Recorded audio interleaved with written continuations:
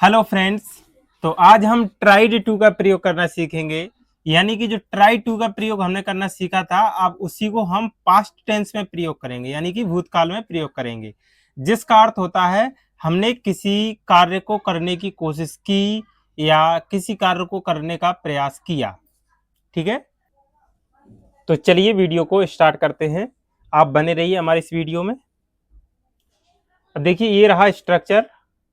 Subject tried to, मुख्य क्रिया कर्म, स्थान, समय। मैंने अंग्रेजी बोलने की कोशिश की। देखिए, ये कौन सा काल है, कौन सा टेंस है? ये है पास्ट टेंस, यानी कि भूतकाल। अब इसको हम एक प्रकार से और बोल सकते हैं कि मैं अंग्रेजी बोलने की कोशिश करता था। ठीक है, तो ये कौन सा काल है? ये भी भूतकाल है, यानी दोनों के लिए सेम स्ट्रक्चर काम करेगा।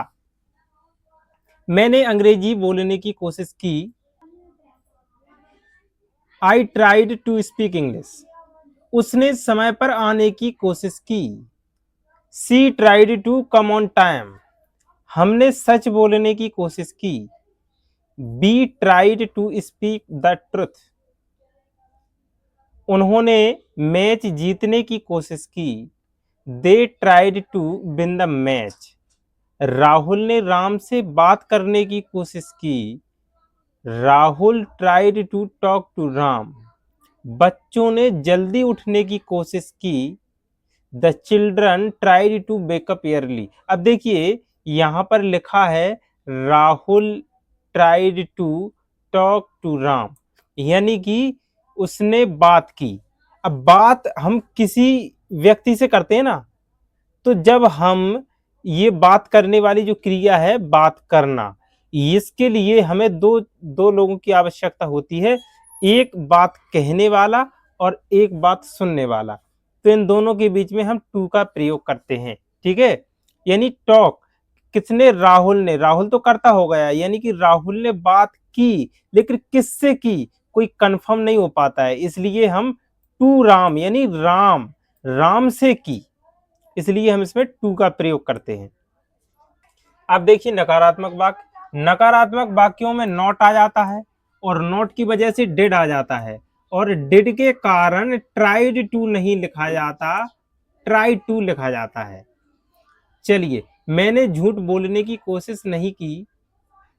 आई did not try to tell a lie. उसने देर से आने की कोशिश नहीं की। She did not try to come late.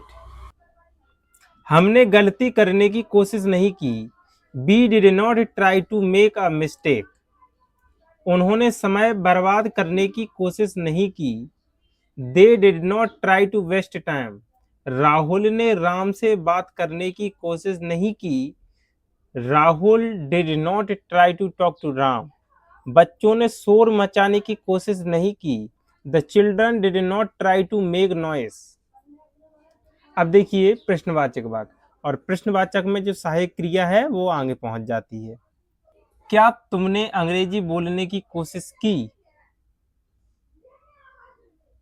क्या तुमने अंग्रेजी बोलने की कोशिश की? Did you try to speak English? क्या उसने समय पर आने की कोशिश की? Did she try to come on time? क्या हमने राम को समझाने की कोशिश की? Did we try to explain Ram? Explain यानी समझाना।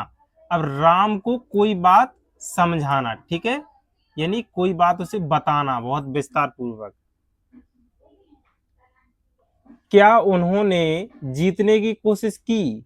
Did they try to win? क्या राहुल ने राम से बात करने की कोशिश की? Did Rahul try to talk to Ram? क्या बच्चों ने सीखने की कोशिश की? Did the children try to learn? अब देखिए प्रश्नवाचक तथा नकारात्मक वाक्य। क्या तुमने समझने की कोशिश नहीं की? Did you not try to understand? क्या उसने पढ़ने की कोशिश नहीं की? Did she not try to study? क्या हमने मदद करने की कोशिश नहीं की? Did we not try to help? क्या उन्होंने जीतने की कोशिश नहीं की? Did they not try to win?